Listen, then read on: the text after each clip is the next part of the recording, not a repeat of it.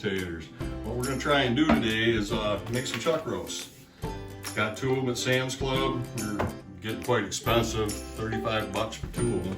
But we're gonna do them in a pressure cooker instead of doing Instapot like everybody else seems to. We'll brown them up good. You can usually do these in a pressure cooker one at a time. But today we're gonna go ahead and we're gonna brown them up separately in a different pan, then put them in a pressure cooker. All right, we'll add some soup base. So the soup base you can pick up pretty much any at your local grocery stores. It comes in little tubs like this. You can use bouillon, you can use anything you want to do. What we're gonna do first is take I got some sea salt over here. We'll sprinkle some of that on.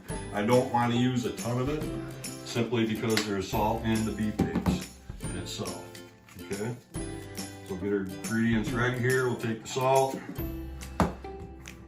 coarse pepper, sprinkle a little bit of each on, and then we'll get to cooking it. Sprinkle it on, spin it over, sprinkle more. Okay, these cuts, they seem to be pretty good that we got from Sam's. There's some nice marbling to them and whatnot, and really actually fat means flavor. If you don't like it, then I guess you don't do it. So here's some coarse black pepper. I'm gonna do the same thing, sprinkle a little bit on there, both sides. I'm not gonna go real heavy with this. You can always salt and pepper your food after the fact. All right, now that we got our meat all seasoned up and ready to go, what we're gonna do is we're gonna end up browning it. First off, I'm gonna take some of this beef base and I'm gonna get a mixture going. I'm gonna put that in the microwave for about 4 minutes. That way when my meat's all brown, soup base is still warm, and we'll put everything together and put it in the pressure cooker. So I'm gonna do just a couple of heaping teaspoons here. Like I said, it has some salt content to it. You know, it's gonna get a nice even flavor across the meat. So I'll put some water.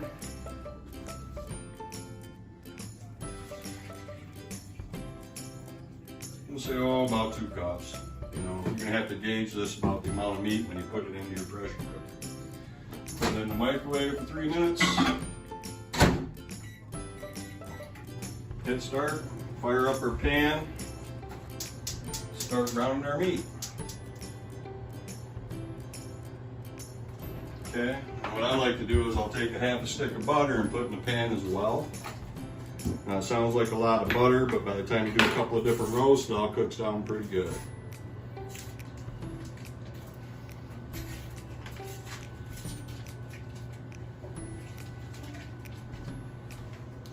Now this is a grease catcher.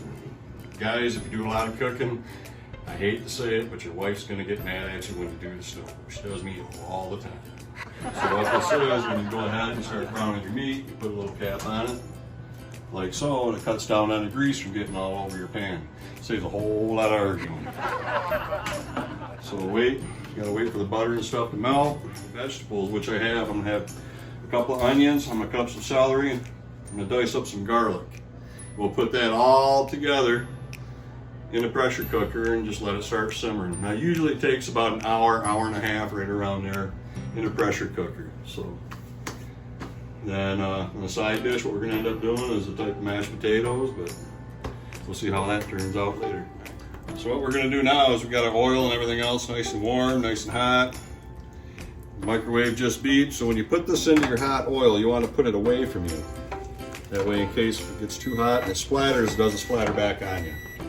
Okay, so we'll let that simmer down a little bit here. I'm running at probably a good solid medium heat. It's not real high, but it should do the trick. It takes a couple minutes to brown up the side, usually about 4 minutes a piece. So we'll make sure we get all sides, and then we'll go ahead and then do the other one. So it's been browning for about 4 minutes on that side. We'll flip her over. Oh, doesn't that look good? Let it brown for a few minutes on this side. In the meanwhile, what we're going to do is we're going to end up taking and cutting up some of our vegetables. So right now I got 3 pieces of celery here. I'm going to dice up, and I'm going to put it in about 2-inch or so pieces. That way when it's in the pressure cooker, it doesn't all get cooked down too finely, too quickly. Okay, so we'll put that, we'll grab a bowl. And then I got some baby carrots here. I like using the baby carrots because you don't have to peel them. You can buy them in a bag at the store, you rinse them off, and then everything goes together.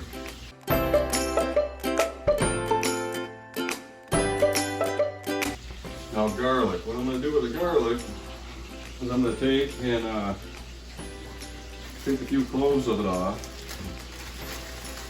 Probably 3 or 4 cloves here. You know, my family likes a lot of garlic, so that's what we're going to use. We get 4 good cloves here. We're going to peel it, and then we're going to put it all in with the vegetables. Now all this will go in the pressure cooker when we get to that point. We're also going to cut a couple onions up. Those will be coarse as well. Now this is how I like to do my garlic. A lot of people like to use the press and whatnot. I just find it much easier to do it this way. You take it, you get the whole shell and shuck right off of it.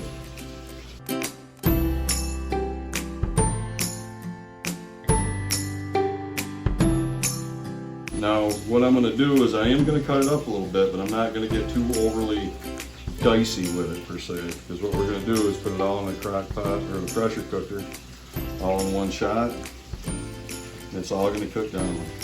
Those pressure cookers are pretty nice because usually you can do a meal like this in about an hour and a half.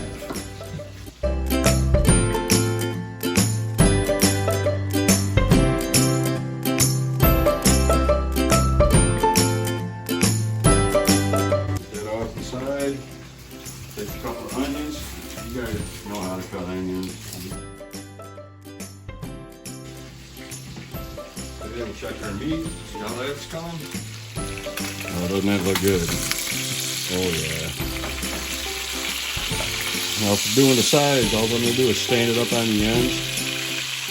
I'm not really going to hold it here for very long.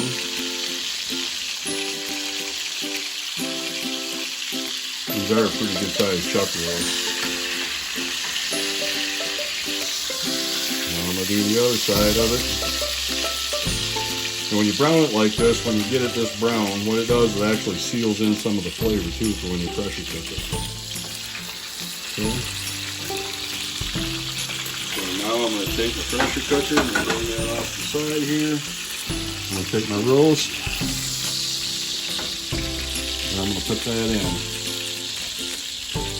Okay. And while that's in there, I'm going to grab my other roast. There again, I'm going to put it away from me so it does not splatter on me. There we go. And put the white grease catcher on it just to make it happen. Alright, so now that we got our meat all browned up, I'm going to reduce the heat down to low a little bit. And we're actually going to put the roast back in with the other one. So I got 2 roasts in this 8-ounce pressure cooker. 8 quart, excuse me. Okay. So in the pan here, we got all the ingredients to add into our meat as well. So I'm going to put a little bit of red wine in here. Get that cooked up. Reduce, scrape the pan a little bit, and all this is going to end up going in with the pressure cooker as well.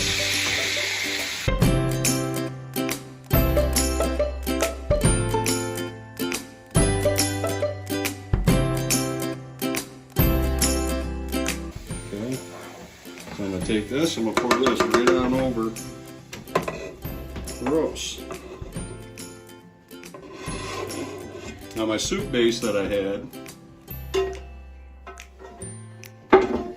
I got that out of the microwave. Okay, so I'm going to take my soup base now, and I'm going to dump this in there as well. Okay.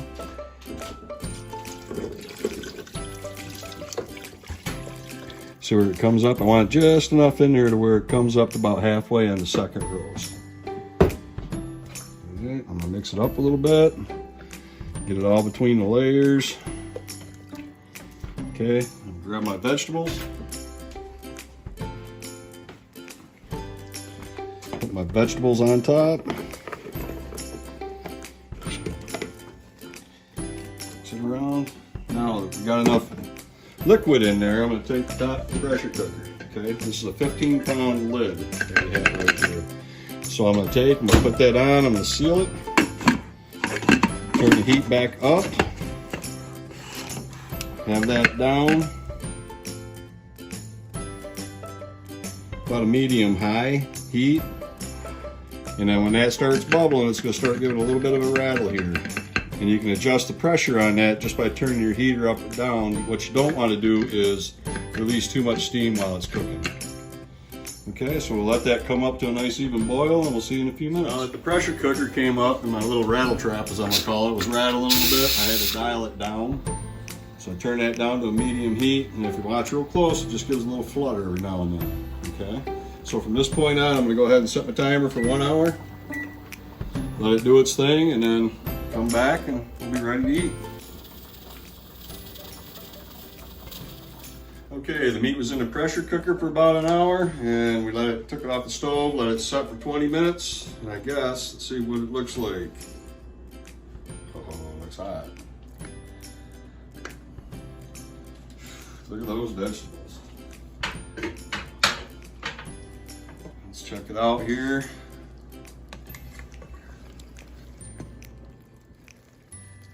Oh my gosh, it's falling apart. Oh. Put it in a pan here.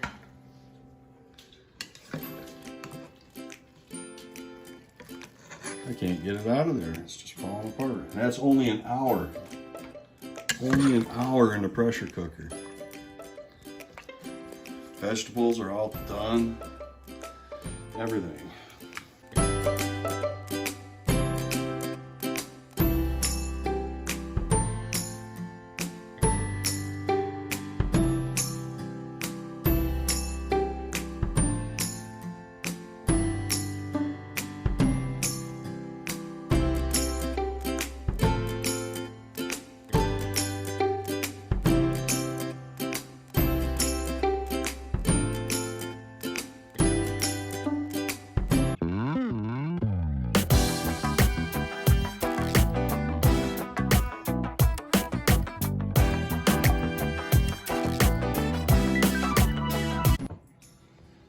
Come back over and we'll top the vegetables on top of the meat.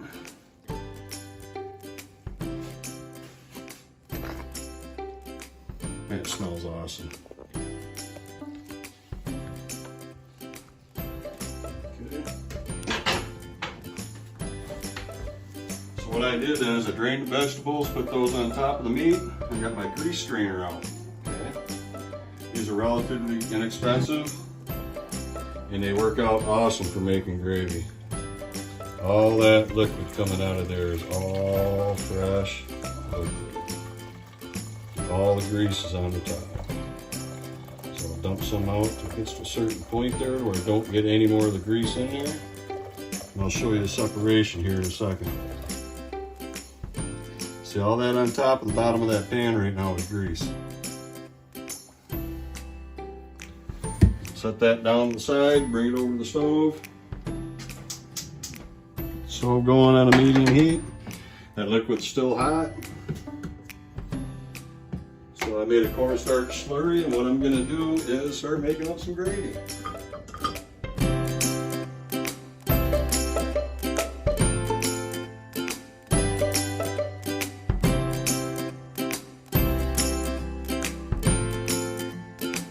Gravy's done. We're going to go ahead and serve it up over the meat. We'll save some of the gravy for the mashed potatoes. Oh, look at that. Oh, geez.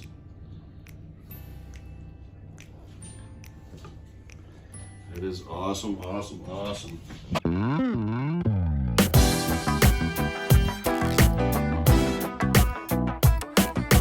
Meat's done, mashed potatoes are done. Let's go in and see how we did.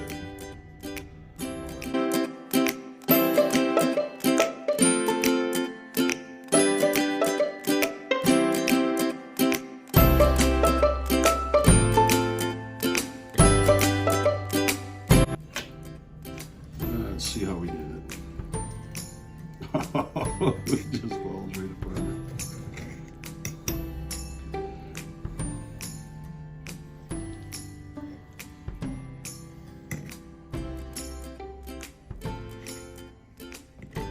Yeah, here we go.